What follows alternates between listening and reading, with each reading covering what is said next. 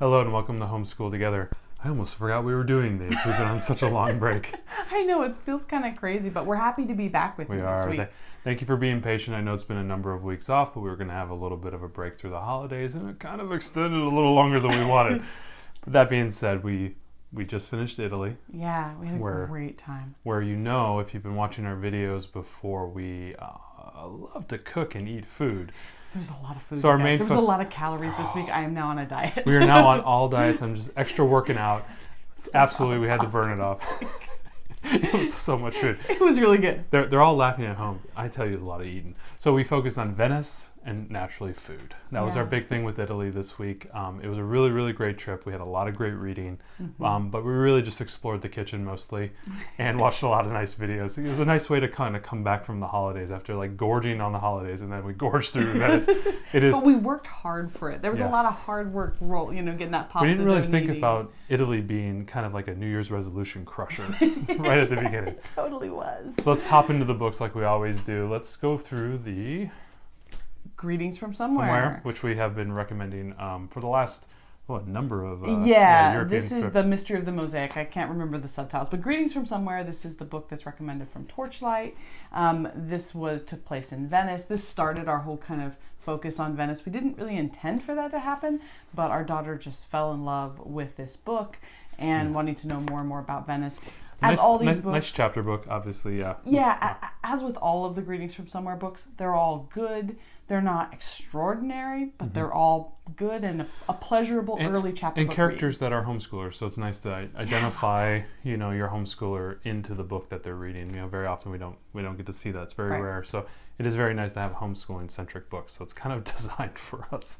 Yeah, they're a really great series of books. They're great early chapter books. I wouldn't say they have a lot of sticking power. I don't even remember most of what happened in it. Our daughter enjoys them. Our daughter really loves them though. So I'm glad that we have them. And especially it kicked off her love of Venice, which we dove into this week as well. Absolutely. Next, Giada De Laurentiis. I think I got a recipe for adventure. Yeah, Giada did not write this book. I'm not sure who ghost wrote it for Giada's her. ghostwriter is really good. So this is a series of books. We read A Recipe for Adventure Paris, and this one takes place in Naples. And it's basically about these two American kids who end up getting transported via the food. They have some food from their great aunt, and it transports them to Italy. Yeah. And then they go on adventures. This is a bit longer chapter book than Greetings from Somewhere. Yeah. This one definitely, it would probably take twice as long to read. You'll need your learner to be willing to listen to a bit longer Not book. as many pictures in here. Yeah. Right, yeah, there's not. It's a good story. I think that the stories in these Recipe for Adventure books are much more engaging than the story in Greetings from Somewhere. I like them more as an adult reading. They do come with some recipes in the back. So there was a recipe, it was a pizza recipe, and there was a recipe for these zappole. I'm probably saying that wrong. But yeah, there's these tear out recipe cards in the back of the book, which is really cool. And we made the pizza. And we didn't get a chance to make the zappole, but it was on the list. We didn't get to it. But good recommendation. Yeah, I really like this one. I like this one more than the other, but you have to have a learner who's willing to sit for a slightly longer book. So weigh your options with your learner. Next is a story called Orani, which is a nice story about Michael Corleone when he was out. No. It's set in basically, I think the 20s or 30s. It was a story about going back to this kind of really remote town in Italy, as you can get my Corleone reference. Orani, my father's village. Yeah, right? And so there's telling the story about the village, a lot of the nuance and the culture that's there, how it's very hot and sticky, and the cooking and the clothing and the washing, and just the experience of kind of a rural town, maybe like low electricity, very rural. And it was a nice experience. It really took you to like kind of those remote villages. You can almost imagine you were there. Yeah, really fun. Next, we did a number of kind of Michelangelo, Da Vinci type of studies. So we really like these scholastic books for this age range. It's getting to know famous artists, getting to know famous composers. So they've got kind of some silly, cartoons in them. Really good information, and yeah, as you can see, the little kind of cartoony things, and the cartoony things are very humorous. It's like characters kind of, over the top of what that page was talking about it. So say Michelangelo was doing this, the art would be over the top. Comments about like what he was doing. It's almost comic-y, but our daughter really loves it. So we paired this one with a book that we already own about Michelangelo. So I would say I guess what we wanted to show with this is just you could get any book at your library that has pictures from one of the famous artists and pair it with one of these scholastic books. Yeah, we've talked about this we've talked about this a number of times to maybe try to get some coffee table books, especially when you're getting into the art and you're trying to get the culture and the paintings and whatnot. And this is something we're beginning to do here. It's just kind of like another piece of literature that can sit around and look at. Yeah, just something for our daughter to look at the pictures. Obviously, the text is too advanced, but the pictures are beautiful, and it gets her engaged while she listens to us talk about the artist. Absolutely. Yeah, another good recommendation. Again, we go from Michelangelo to Da Vinci. So we did Da Vinci, and this is a really great book. And there is a PBS series about this. Secrets of the Museum, as I think it's called. Yeah. And so I Am Leonardo da Vinci. And these are really cool with a kind of, I don't know, almost comic-y Yeah, you can see it's got kind of the panels, like it's a little bit of a comic. Yeah, it's very humorous, but also, giving that information. You can see he's like a short character, but kind of old. And so they're just kind of playing very, cartoony level entertainment. Yeah, I think these books are perfect for this kinder, first, second age group where they're just not ready for a more advanced biography on these folks. They get a good idea about them from these type books. And a lot of times it's name recognition that we're kind of looking for with this type of stuff. And just exposure. Next is maybe just a couple books on Italy. Follow Me Around is a book we've been recommending, but maybe for a little bit older than a kinder level. We've been talking about maybe first, second, third grade. If you have somebody coming along with the study, these are good books to do that. We find these to be a little bit more advanced than what our kinder would look for. Right. They give some good information, and our kindergartners still get something out of them. But I think when we come back around to this, when she's in second, early third grade, when we do this again with her younger sister, these books will be even better. And then these are the best books for kinder. They don't have them on every country, unfortunately, but these ready-to-read books, they've got so much information, and they're just like perfect complexity for a kinder or first grade student. They give lots of good information without getting too much into the details. Nice artwork too as well. Yeah, it's so this one's called Living in Italy, and so they're all living in ... whatever the country is. And it talks, both of these books, what I like about both of them is they're both told from the child's perspective. It's not like, here's a nonfiction book about Italy and all about it. It's what would a child's experience of living in Italy be? Where would they go to school? What would they eat? What would their friends be like? What games would they play? So these two books, I think, are, really great. Yeah. And they're a whole series of these, if you could find connecting them. with children, like the Children with Me books, the spines we've been using, great accompaniments for that. So yeah, I agree. Absolutely. Next, maybe we'll talk about the first one, about Rome. Basically another nonfiction kind of educational thing about the city. A little bit more involved, a little bit longer.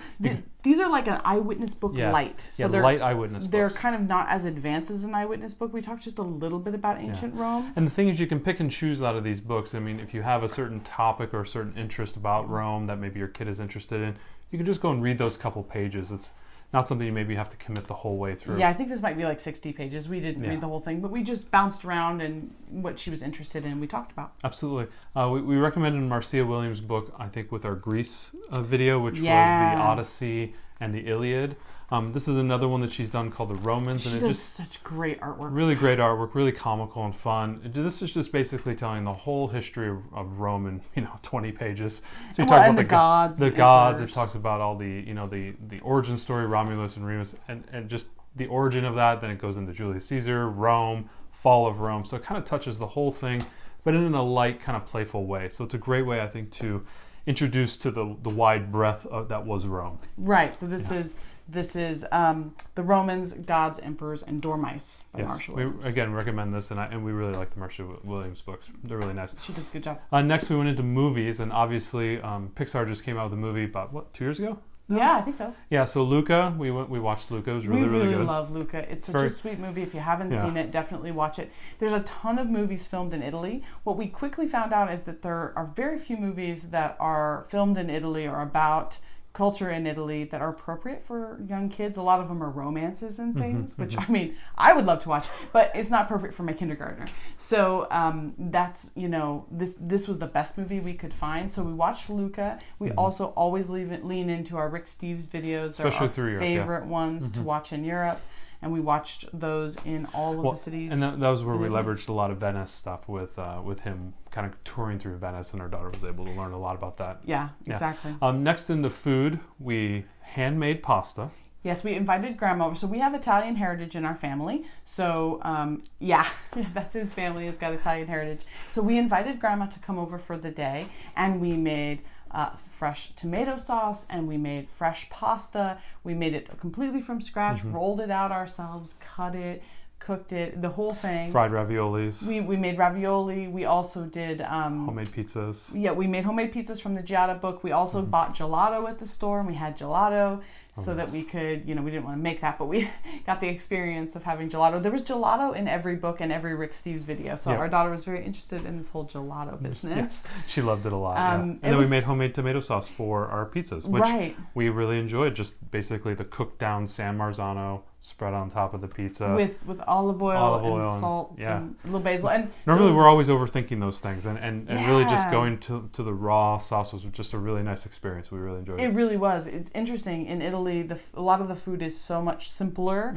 than as far as number of ingredients than we usually think of, but they're very high quality ingredients. And so we focused on going to the store and looking. There's so many products that are imported from Italy that you can get. I just didn't really realize how many you could find in your local grocery store. So we had a really fun time with food. I like he said, we ate way too much. We had lots of leftovers, and we really had an awesome time with the food. Absolutely.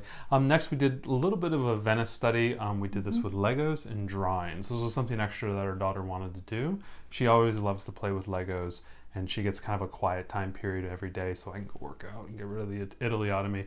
But she was able to play Legos. She built like kind of a little bit model of Italy with kind of the bridge. And so she was doing all this.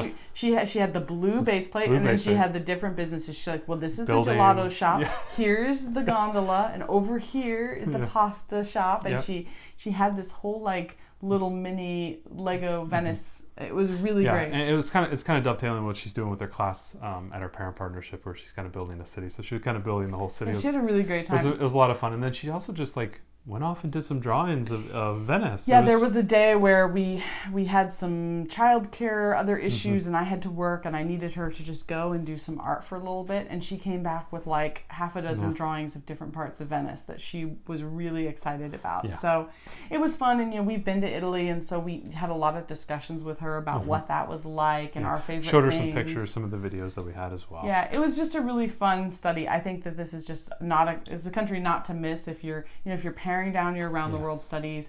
I think that this was just a highlight. I think we'll look back on. There's so many opportunities with Italy that with the culture and the history, the art, with the food. There's just so much there for you. So it's easy for you to pick 2 or 3 things and really just dive deep into it. We spent 2 full weeks on it. We could have kept going, obviously, but we've got to move on. Next week we're in Eastern Europe. We're going Central and Eastern. Yeah, Central and Eastern. We're kind of grouping together. I don't know, maybe half a dozen countries, and then we're going to kind of do like a group thing. And we're going to see where we go with that. So we'll see you in a couple weeks when we release our next video.